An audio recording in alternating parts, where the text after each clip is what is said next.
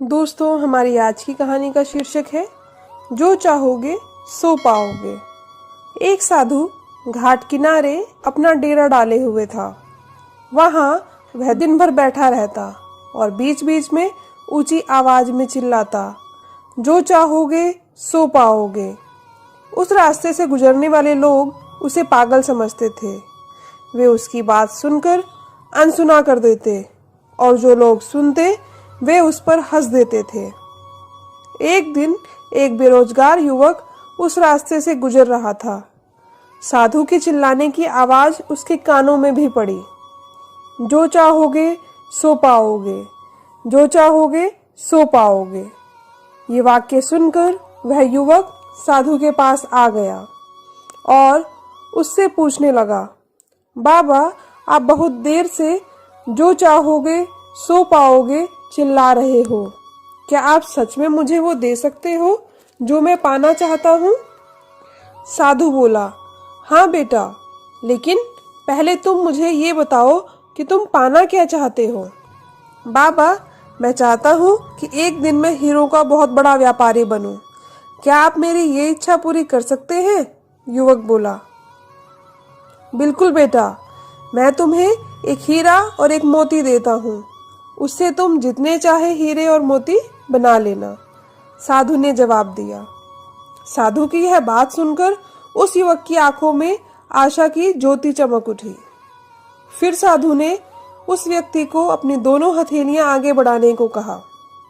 युवक ने अपनी हथेलियां साधु के सामने कर दी। साधु ने पहले उसकी एक हथेली पर अपना हाथ रखा और बोला, बेटा, ये इस दुनिया का सबसे अनमोल हीरा है। इसे समय कहते हैं। इसे जोर से अपनी मुट्ठी में जकड़ लो। इसके द्वारा तुम जितने चाहे उतने हीरे बना सकते हो।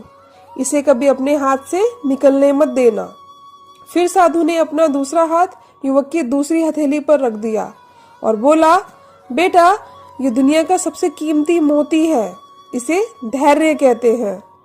जब किसी कार्य में समय लगाने के बाद मनचाहा परिणाम प्राप्त नहीं होता तो इस धैर्य नामक मोती को धारण कर लेना चाहिए।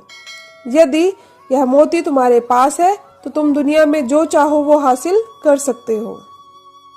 युवक ने ध्यान से साधु की बातें सुनी और उन्हें धन्यवाद कहकर वहां से चल पड़ा।